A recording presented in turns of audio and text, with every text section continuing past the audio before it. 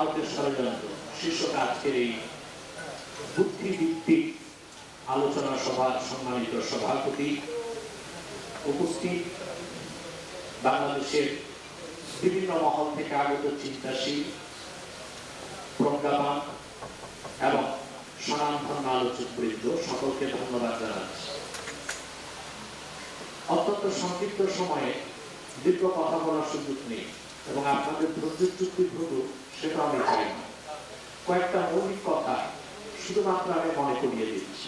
তার প্রথমটি হচ্ছে, এখন টপ অফ দ্য কান্ট্রি হচ্ছে যে ডেমোক্রেটিক রিকনস্ট্রাকশন, সংবিধানকে সংশোধন করা এবং দেশকে পূর্বের অবস্থায় ফিরিয়ে আনবে তারা না নতুন অবস্থায় ফিরিয়ে আনবে সেটা স্পষ্ট করা হচ্ছে। আসলে আমাদের ছাত্র জনতার আন্দোলনের ফলে একটা বড় অর্জন আমরা পেয়েছি, ভারতীয় আধিপত্যবাদ থেকে আর top most terrorist Sheikh Hasina থেকে দেশকে মুক্ত করতে পেরেছি। এটা হচ্ছে আমাদের একটা বড় অর্জন, এতে কোনো সন্দেহ নেই। অবশ্য সবাই কৃতিত্ব নিতে চাচ্ছে যে এর পিছনে মাস্টার মাইন্ড কে ছিল। আমি বলি মাস্টার মাইন্ড খোঁজার দরকার নাই, কারণ পৃথিবীতে প্রত্যেক স্বৈরাচার যখন পতন আসে সব ছিদ্র বন্ধ করে, যে ছিদ্র দিয়ে পতন আসে সেটা সে বন্ধ করতে পারে না। হাসিনার পতন এসেছে তার মুখের ছিদ্র দিয়ে, যখন সে বলেছে রাজাকারের নাতিপুতি বলে আগুন ধরিয়ে দিয়েছে। আমি বলি কোনো মাস্টার মাইন্ডের প্রয়োজন হয় নাই, আল্লাহর গজবে লানতে হাসিনা ধ্বংস হয়েছে। এখন কথা হচ্ছে, এই দেশটি তো কারো বাবার তালুক নয়, আর কোন দলকে আমরা দেশ ইজারা দিই। ডক্টর ইউনূস সাহেব কিছু মানুষ নিয়ে বসে দেশের সংবিধান কি হবে আর দেশের নীতি নির্ধারণ করবে তা তো হয় না। দেশে কি আর কোনো দল নেই, আর কোনো মানুষ নেই? তাদেরকে ডাকেন না কেন? এখন আসুন, প্রথম আমি যে কথাটি বলবো, ভারত কেন বারবার চক্রান্ত করে? বিডিআরের ঘটনা একটা ট্র্যাজেডি, আরো তো ট্র্যাজেডি ঘটাতে পারে ভারত। তো সেটা বন্ধের সমাধান কি, সেটা তো আমাদের বুঝতে হবে। সেই কথাটা বলবো, তার আগে একটি কথা বলবো যে আমাদের সংবিধান যেটা আমরা করেছি বাংলাদেশে, এটা কি আদৌ আমাদের ঈমান ও ইসলামের সাথে সংগতি রাখে? এটা হচ্ছে প্রথম বিষয়। একটি কথাকে আমরা চিন্তা করেছি, আমাদের বাংলাদেশের পরিচয় হচ্ছে গণপ্রজাতন্ত্রী বাংলাদেশ সরকার। এখন আমার প্রশ্ন, আমাদের দেশে তো রাজা নাই, তো প্রজা হলাম কেমন আমরা? এটা কি আমরা চিন্তা করি নাই? আমাদের দেশে এত বিশেষজ্ঞ আছে, দার্শনিক আছে, কমিউনিস্ট আছে, জ্ঞানী আছে, একবারও কি চিন্তা করেছেন দেশে তো রাজা নাই, আমরা প্রজা কেমন করে? এটা দুইটা জবাব। একটা জবাব হচ্ছে ব্রিটিশ কলোনি ছিলাম আমরা, তা আমরা ব্রিটিশদেরকে তাড়িয়েছি, কিন্তু সুচতুর ব্রিটিশরা যে দেশগুলোকে ঔপনিবেশ স্থাপন করেছিল ওই দেশগুলোকে কমনওয়েলথের মাধ্যমে তারা ধরে রেখেছে। অর্থাৎ কিছুটা হলেও বাংলাদেশ, পাকিস্তান, ভারত, শ্রীলঙ্কা যেগুলো কলোনি ছিল ব্রিটিশের, তারা কিছুটা হলেও ব্রিটিশের বশ্যতা এখনো স্বীকার করতেছে কমনওয়েলথের সদস্য হওয়ার কারণে। এই জন্যই কি আমাদের তারা প্রজা মনে করে? এটা একটা কথা। দ্বিতীয় হচ্ছে রাজা নাই, রাজার জায়গায় আমরা সংবিধানকে রাজার জায়গা দিচ্ছি। এই সংবিধানটা আমাদের তৈরি করা। এখন হিন্দুরা বা পৌত্তলিকরা যেভাবে নিজের হাতে দেবদেবী তৈরি করে খোদা মনে করে সম্মান করে, আমরা মানুষেরা নিজ হাতে কনস্টিটিউশন তৈরি করে ওইটাকে দেবদেবীর মতো সম্মান করছি।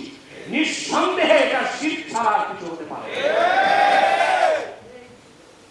আল্লাহ তাআলা সূরা আলে ইমরান স্পষ্ট করেছেন, কুল ইয়া আহলাল কিতাব, প্রিয় হাবিব সাল্লাল্লাহু আলাইহি সাল্লাম আপনি বলুন হে আহলে কিতাব, তাআলাউ ইলা কালিমাতিন সাওয়াইন বাইনানা ওয়া বাইনাকুম, আসো একটি কথায় আমরা ঐক্যবদ্ধ স্থাপন করি, যে কথা আমরাও মানি তোমরাও মানতে পারো। সেটা কি? আল্লাহ না'বুদা ইল্লাল্লাহ, আমরা আল্লাহ ছাড়া কারো ইবাদত করব না, ওয়ালা নুশরিকা বিহি শাইআ, আল্লাহর সাথে কাউকে শরীক করব না, ওয়ালা ইয়াত্তাখিযা বা'দুনা বা'দান আরবাবান মিন দুনিল্লাহ, আর আমরা আল্লাহকে বাদ দিয়ে মানুষেরা অন্য মানুষদেরকে রব বানাবো না।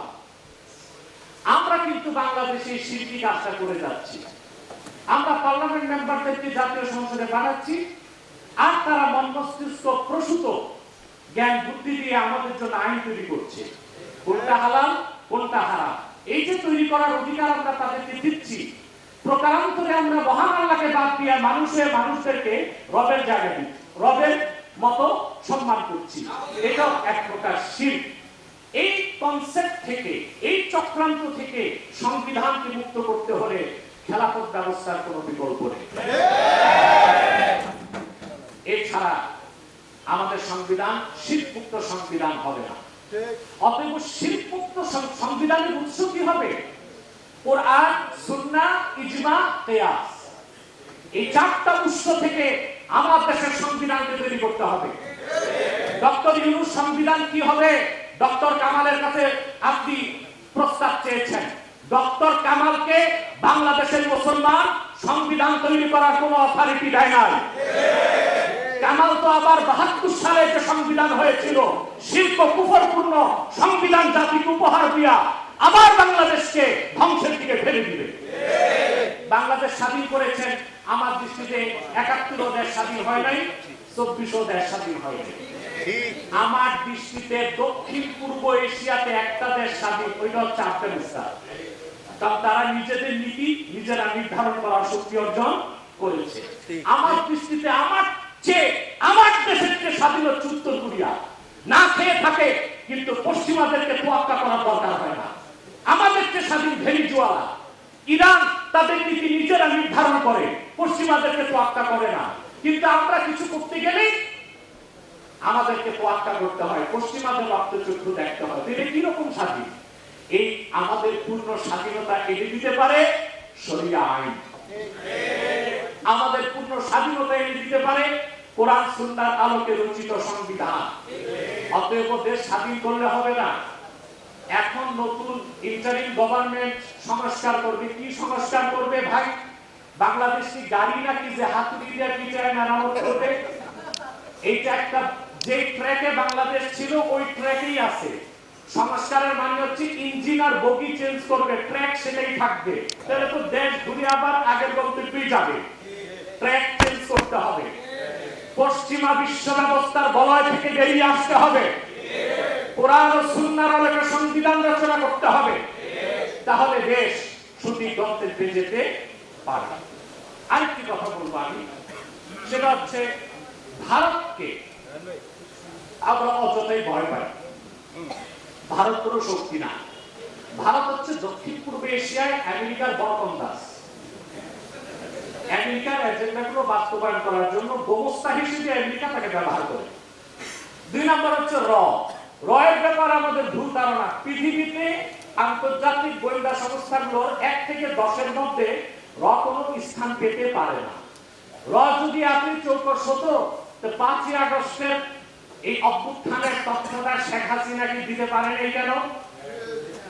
এটা কোন আন্তর্জাতিক মানের গোয়েন্দা সংস্থা আমি মনে করি না। তবে আমাদের ঐতিহাসিক পরীক্ষিত শত্রু ভারত, এটা মনে রাখতে হবে।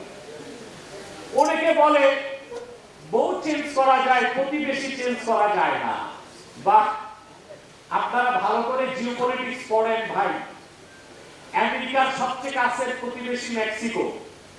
মেক্সিকোর সাথে আমেরিকার কি আচরণ দেখুন, প্রতিবেশীকে কিভাবে ঠিক রেখেছে সে। আমেরিকার আলাস্কা আর রাশিয়ার সাইবেরিয়া খুব কাছাকাছি। সেই দৃষ্টিকোণ থেকে আমেরিকারও অত্যন্ত কাছের প্রতিবেশী রাশিয়া। অথচ রাশিয়ার সাথে আমেরিকার কি সম্পর্ক, আমেরিকার সাথে রাশিয়ার কি সম্পর্ক? আপনারা আসলে ভারত প্রীতি এত বেশি আপনাদের মধ্যে, ছলে বলে কৌশলে আবার নতুন সরকার কিংবা ইন্টারিম গভর্নমেন্ট যেন ভারতের সাথে হাসিনার মতো আত্মীয়তার সম্পর্ক করে, ওই রকম একটা চেষ্টা আপনারা করছেন। এটা জনগণ হতে আর দিবে না। ভারতকে কিভাবে বন্ধু বানাবেন? ভারতের চাণক্য নীতির প্রথম নীতি হচ্ছে ভারতে কংগ্রেস ক্ষমতায় আসুক, বিজেপি ক্ষমতায় আসুক, যেই ক্ষমতায় আসুক, তারা চাণক্য নীতিকে অনুসরণ করে। তাদের চাণক্য নীতির প্রথম নীতি হচ্ছে, বলা আছে যে ভারতের প্রথম ও প্রধান শত্রু হচ্ছে তার প্রতিবেশী রাষ্ট্র। তাহলে চাণক্য নীতি অনুযায়ী ভারতের প্রধান ও প্রথম শত্রু আমরা আমরা তাদেরকে কিভাবে বন্ধু মনে করতে পারি? সেটা আমাদেরকে পেছন দিক দিয়ে ছুরি মারবে। ভারতের সাথে কোন প্রতিবেশীর সম্পর্ক ভালো? নেপালের সাথে একটা হিন্দু রাষ্ট্র নেপাল, সম্পর্ক কতটা খারাপ? শ্রীলঙ্কা একটা হিন্দু রাষ্ট্র, সম্পর্ক কতটা খারাপ? আর আমরা হচ্ছে একটা মুসলিম অধ্যুষিত রাষ্ট্র, কোনদিন ভারত আমাদের বন্ধু হতে পারে না। শেখ মুজিব দেশ স্বাধীনের আগে বলেছিল পাকিস্তানিদেরকে ভাতে মারবো, পানিতে মারবো। আর ভারত এখন বাঙালিদেরকে ভাতে মারতে চাচ্ছে, পানিতে মারতে চাচ্ছে। ফারাক্কার বাঁধ নির্মাণ করে পানিগুলো আটকায় রাখে, অসময়ে পানিগুলো ছেড়ে দেশকে প্লাবিত করে। ভারত ১.৫ শতাধিক ফ্যান্সিডিল কারখানা সীমান্তে তৈরি করেছে, ফ্যান্সিডিল বাংলাদেশে পাচার করে যুবকদেরকে ধ্বংস করার জন্য। ভারতীয় গোয়েন্দা সংস্থা দেশের প্রত্যেকটা সেক্টরে বসে দেশের ক্ষতি করেছে, বাংলাদেশের প্রত্যেকটা সেক্টরকে ধ্বংস করেছে শেখ হাসিনা রয়ের সহযোগিতা নিয়ে। অতএব ভারত আমাদের শত্রু রাষ্ট্র, এটা ইন্টারিম গভর্নমেন্টকে ঘোষণা করতে হবে। আমাদেরকে এই নীতিতে বুঝতে হবে ভারতের সাথে আমাদের কোনো রাজনৈতিক, সাংস্কৃতিক এবং সামরিক কোন সম্পর্ক হতে পারে না। যেভাবে আমেরিকার নিকট প্রতিবেশী মেক্সিকোকে আমেরিকা দেখে, যেভাবে দক্ষিণ কোরিয়া উত্তর কোরিয়াকে দেখে, উত্তর কোরিয়া দক্ষিণ কোরিয়াকে দেখে, তারা প্রতিবেশী। অথবা আমাদের যতই কাছের প্রতিবেশী ভারত হোক, আমাদেরকে আমাদের নীতি নির্ধারণ করতে হবে এভাবে যে ভারতের সাথে আপোষ করে আমাদের কোনো চুক্তি করা চলবে না। এটা আমাদের শত্রু রাষ্ট্রটা মনে রাখতে হবে।